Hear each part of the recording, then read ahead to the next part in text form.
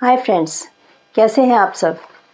आशा है आपने पिछले लेसन्स रिवाइज़ किए होंगे और इंग्लिश स्पीकिंग की प्रैक्टिस भी की होगी, और साथ में आप खुद और अपने फ्रेंड्स को इस चैनल को सब्सक्राइब करने के लिए बोलना, ताकि इनका फ़ायदा सभी स्टूडेंट्स तक पहुंच सके। तो आज हम कर रहे हैं पास्ट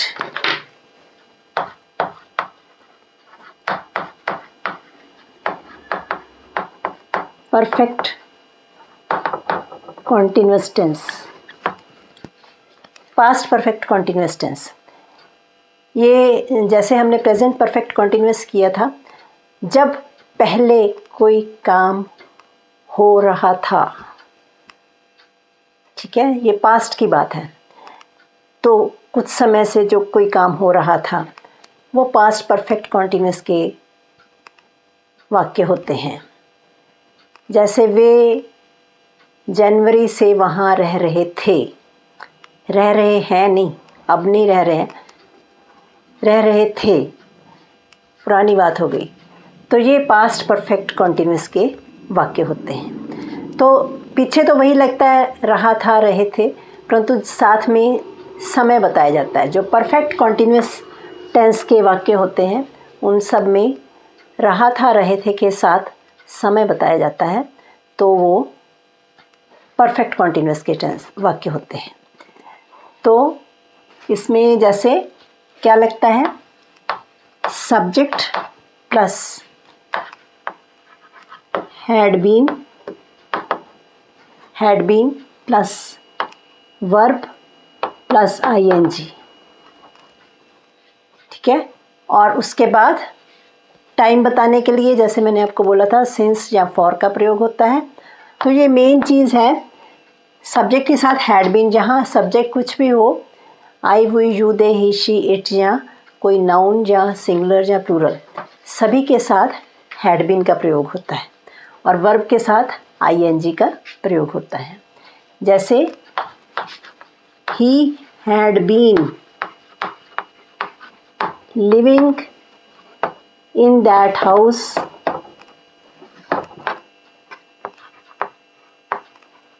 since 2020, ठीक है। वो वहाँ 2020 से उस घर में रह रहा था। In that house he had been, इसके साथ वर्ब लिव, लिव के साथ आईएनजी, वर्ब के साथ ING, living in that house since 2020। तो मैंने आपको फॉर और सिंस भी बताया था कि कहाँ यूज़ करते हैं। जब थोड़ा सा टाइम, घंटे बताए होते हैं, 2 घंटे 4 घंटे, तो समय बताया होता है। ये मेरा आप पिछला वीडियो ज़रूर देखना, आपको पता चल जाएगा, सारा क्लियर हो जाएगा। तो वहाँ पर फॉर लगाया जाता है। और जैसे टाइम है सिंस 2020 या since last year, since Monday, ठीक है। ये सब मैंने पहले भी बताया है, तो आप उस वीडियो को भी ज़रूर देखना। जो प्रेजेंट परफेक्ट का जो हमने वीडियो बनाया था, उसमें आप ये सारा डिटेल में देखेंगे। तो he had been living in that house since 2020। इसी तरह से they had been doing their work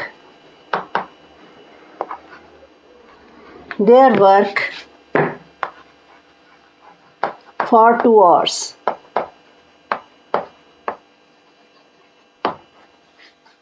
देखने में थोड़े से लंबे सेंटेंसेस हैं, परंतु इसमें कुछ भी मुश्किल नहीं है। हैड बीन लगाया, subject had been, verb do है, साथ में वर्ब के साथ इंग लगाया, डूइंग देयर वर्क, ये ऑब्जेक्ट लग गया, ठीक है। फॉर, फिर यहाँ पर आपने समय के लिए आपने सिंस या फॉर का इस्तेमाल करना है, और कितने घंटे हैं वो पीछे लगा देना है, ठीक है। तो इस तरह से ये सेंटेंसेस बनाए जाते हैं। जैसे Ram had been singing a song for 10 minutes. Ram 10 minute से गाना गा रहा था। तो ये simple assertive sentences of past perfect continuous tense, सभी के साथ हैड लगाना है और कुछ नहीं लगाना। जबकि प्रेजेंट कॉन्टिन्यूस में, प्रेजेंट परफेक्ट कॉन्टिन्यूस में क्या था? हैज़ बीन, हैव बीन, ठीक है। परंतु यहाँ सब के साथ हैड बीन लगेगा। और नेगेटिव वाक्यों में क्या होता है? Had not been, they had not been. यहाँ पर नॉट सिर्फ यहीं लगना है, पीछे नहीं लगाना, बीन के पीछे नहीं लगाना, ना सब्जेक्ट के आगे लगाना है, सिर्फ हैड और बीन के बीच में ही लगना है और कहीं नहीं लगना, ठीक है। They had not been doing their work for 2 hours, Ram had not, ठीक है, had not been singing a song for 10 minutes। ये बात आपको क्लियर रखनी है कि नॉट कहाँ लगना है, मर्ज़ी से नहीं लगाना, नहीं तो वाक्य गलत हो जाता है, ठीक है। नेगेटिव वाक्य में कहाँ लगेगा? He had not been, they had not been, Ram had not been, ठीक है। अब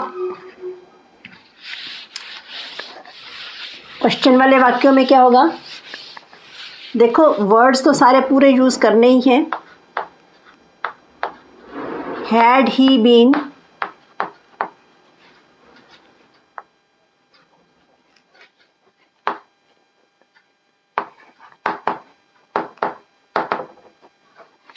आप कुछ और लगा सकते हैं। Had he been going to school for 2 days, क्या वो स्कूल जा रहा था 2 दिनों से, ठीक है। जब कोई काम पीछे हो रहा था तब हम इसका प्रयोग करते हैं। और यहाँ पर जो हैड है, हैड सब्जेक्ट से पहले आता है और बीन सब्जेक्ट के बाद आता है, और इसी तरह से ही बनेंगे। इनको आप हैड बीन ऐसे नहीं पहले नहीं लिख सकते सारा। ही, हैड के बाद ही का प्रयोग होगा, फिर बीन का प्रयोग होगा, ठीक है। इसमें कुछ भी आप अपनी मर्ज़ी से नहीं लिख सकते हैं, ठीक है। इसी तरह से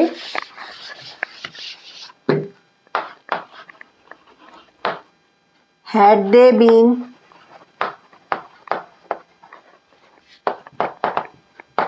living there for last 2 years, फिर क्वेश्चन मार्क, क्या वो वहाँ पिछले 2 साल से रह रहे थे? हैड सब्जेक्ट बीन, ठीक है। हैड बीन इकट्ठा नहीं, यहाँ इकट्ठा नहीं होगा। इसी तरह से had you been doing your work for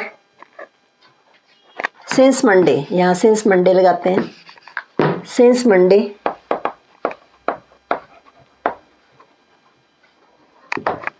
क्या आप मंडे से अपना काम कर रहे थे?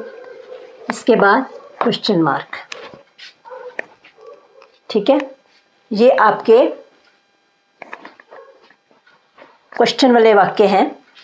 और नेगेटिव इंट्रोगेटिव में क्या होगा? Hadn't he been, hadn't he been going to school, या हैड ही नॉट बीन, पर बीन के पीछे नहीं नॉट लगाना। हैडंट ही बीन सीधा पहले ही लगा दो तो अच्छा है, ठीक है। इसी तरह से hadn't they been, had not they been living there, क्या वे वहाँ पिछले 2 साल से नहीं रह रहे थे? हैडंट यू बीन, ये है इंट्रोगेटिव नेगेटिव। पहले हमने इंट्रोगेटिव बनाए और ये बन गए इंट्रोगेटिव नेगेटिव सेंटेंसेस, ठीक है। इसमें आपको जैसे बताया है वैसे ही लिखना पड़ेगा, अपनी मर्ज़ी से नहीं लिख सकते। हाँ, इसमें जो हैड ही नॉट बीन कर सकते हैं, यहाँ पर जैसे हैडंट ही बीन किया और हैड ही नॉट, पर यहीं लगाना है, इसके पीछे नहीं लगाना। या तो हैड के पीछे लगाओ या सब्जेक्ट के पीछे लगाओ, नॉट। ठीक है, तब आपके वाक्य बिल्कुल ठीक बनेंगे।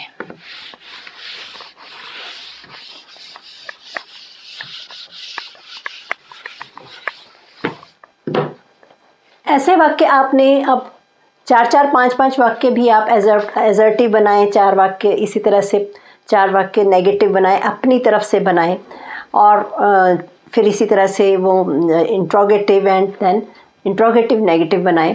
उसी में ही आप देखेंगे कि आपकी बहुत प्रैक्टिस होगी। या आप कोई बुक लें और जो आप सोचते हैं कि आपके लेवल की है, यानी जो आप समझ सकते हैं, तो उसको थोड़ा थोड़ा पढ़ना शुरू करें, तो आप देखेंगे इस तरह के जो वाक्य मिलते हैं उनको अंडरलाइन करें और समझने की कोशिश करें कि ये कैसे बने हुए हैं। ठीक है, क्योंकि रीडिंग, राइटिंग और स्पीकिंग ये सब इकट्ठा ही चलेगा। अगर आप एक चीज़ ही करेंगे तो आप दूसरी चीज़ में पीछे रह जाएंगे। कई लोग बोलते हैं जी हम समझ लेते हैं, इंग्लिश बोल नहीं सकते, या हम लिख लेते हैं परंतु हमसे बोला नहीं जाता या हमसे लिखा नहीं जाता। तो हमें सब कुछ इकट्ठा करना पड़ेगा, तभी हम एक अच्छी तरह से पूरी अंडरस्टैंडिंग हमें इस सब्जेक्ट की होगी। ये नहीं सोच सकते कि हम लिखना कम करेंगे, लिखना तो बहुत ज़्यादा चाहिए और सोच सोच कर नए नए वाक्य लिखने चाहिए।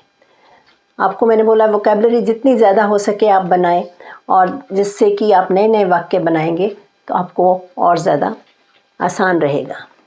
ठीक है, अब ये थे हमारे सभी तरह के वाक्य हो गए, सेंटेंसेस। और अब हम देखते हैं, इसमें क्वेश्चन टैग्स नहीं होते इसमें, क्योंकि ये सिंपल वाक्य होते हैं, इसमें ज़्यादा क्वेश्चन टैग्स नहीं पूछे जाते। WH वाले देख लेते हैं।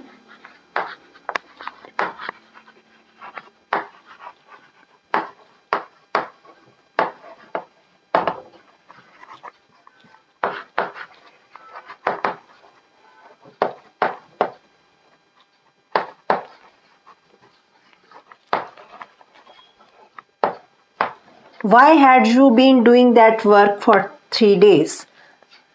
अब had you been doing that work for 3 days, आप क्यों कर रहे थे वो काम 3 दिन से? तो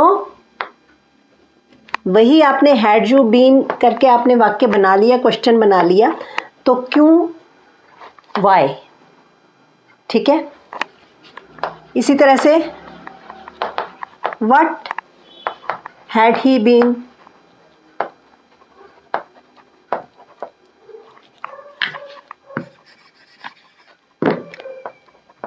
doing in the school since Monday? Since Monday, वो सोमवार से स्कूल में क्या कर रहा था? What, आगे had he been, क्या कर रहा था?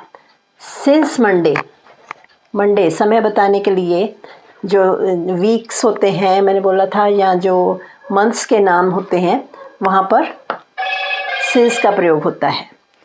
ठीक है, इसी तरह से और वाक्य भी बना सकते हैं।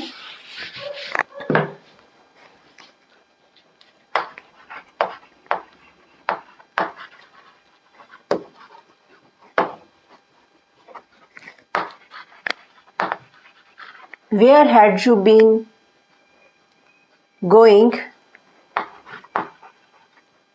for 2 days? आप पिछले 2 दिन से कहाँ जा रहे थे? जा रहे हो नहीं, हैड है, कहाँ जा रहे थे। इस तरह से आपके ये वाक्य बनते हैं। और भी आप क्वेश्चन बना सकते हैं, सिंपल भी बना सकते हैं, और हर तरह के वाक्य आप बनाकर देखें। Why had she been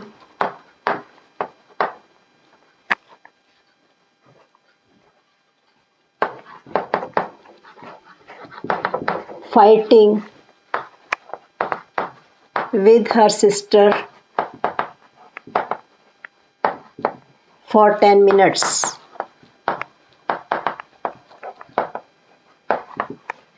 Y had she been fighting with her sister for 10 minutes, पिछले 10 मिनट से वो अपनी बहन के साथ क्यों लड़ रही थी? वाई, क्यों? हैड शी बीन, सिंपल क्या होता है? शी हैड बीन, तो अब शी के आगे क्या लगा दिया हमने? हैड, ठीक है।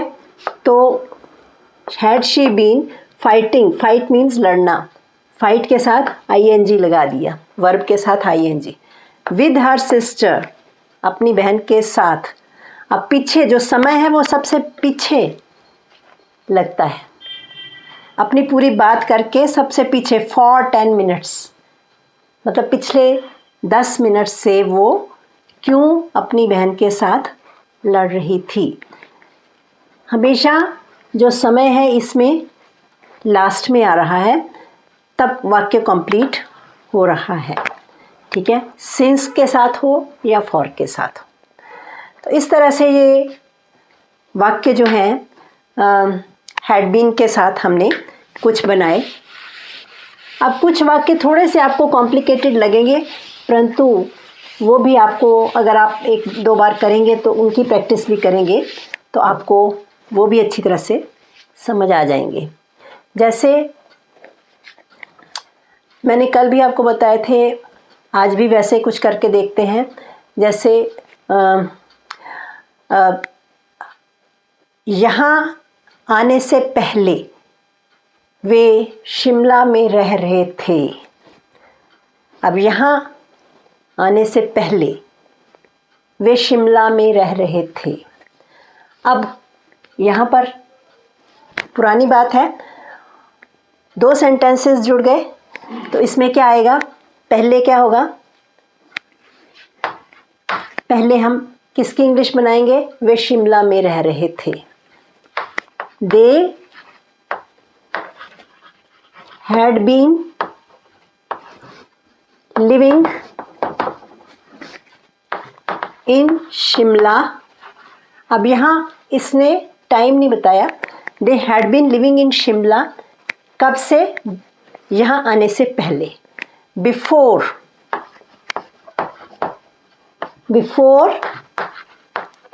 दे केम हेयर।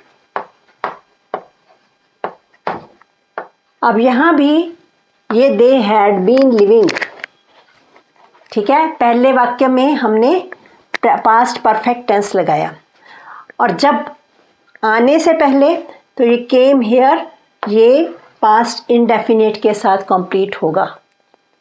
इसमें बेशक टाइम नहीं बताया, परंतु टाइम इस तरह से एक जनरल सा टाइम है कि यहाँ आने से पहले, इसमें कोई पर्टिकुलर टाइम नहीं है।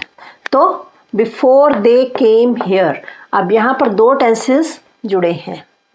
अब भी हमने इसको जब जोड़ना है 2 सेंटेंसेस को, तो एक तरफ पास्ट परफेक्ट कॉन्टिन्यूअस है और दूसरी तरफ पास्ट इंडेफिनिट है, ठीक है। अब आपके आने से पहले हम अपना सम सॉल्व कर रहे थे, या कुछ भी आप कह सकते हैं, अपना काम कर रहे थे, ठीक है। तो क्या बनेगा? We had been doing our work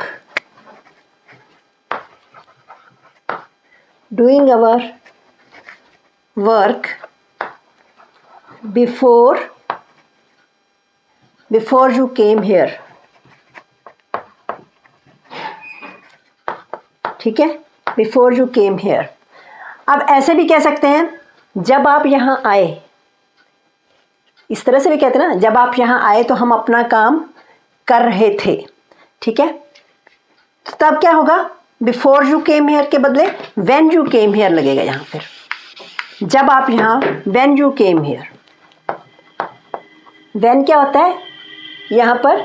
जब, ठीक है। जब आप, वैसे व्हेन का मतलब कब होता है, परंतु यहाँ पर इसका अर्थ होगा जब आप यहाँ आए, when you came here, past indefinite के साथ। तो सबसे पहले हमने कौन सा टेंस लगाया? पास्ट परफेक्ट कॉन्टिन्यूअस, और उसको किसके साथ जोड़ा? यहाँ बिफोर भी आ सकता है, व्हेन भी आ सकता है, कुछ भी, जैसे बात हो रही है वैसे हम ये शब्द यूज़ कर सकते हैं। ठीक है, बिफोर यू केम हियर यानी आपके आने से पहले या जब आप यहाँ आए तो हम ये काम कर रहे थे। When you came here, past indefinite tense, दो टेंसेस जुड़े हैं, पास्ट परफेक्ट कॉन्टिन्यूअस और पास्ट इंडेफिनिट। ठीक है, पास्ट इंडेफिनिट आपको पता है ना, वो वाला वीडियो ज़रूर देखना, तभी आपको, मैं पहले भी कहती हूँ कि जब आप कोई वीडियो मिस करेंगे तो आप आगे समझ नहीं आएगी। पास्ट इंडेफिनिट वाला वीडियो भी ज़रूर देखना कैसे बनते हैं, तब आपको ये बात समझ आएगी कि ये सेंटेंसेस कैसे बन रहे हैं। When we had been doing our work when you came here, तो इस तरह के सेंटेंसेस भी बनाकर देखना जिससे कि आपको प्रैक्टिस होगी और आप अच्छी तरह से उनको लिखना। 5-5, 10-10 वाक्य हर एक कैटेगरी के करेंगे, उनको लिखें, उनको बोलें। ये ऐसे वाक्य जैसे भी मैं करा रही हूँ इनको रिपीट ज़रूर करना ताकि आपको अच्छी तरह से ये सेंटेंसेस जो हैं वो समझ आ जाएं। तो आज के लिए इतना ही, धन्यवाद, स्टे ब्लेस्ड।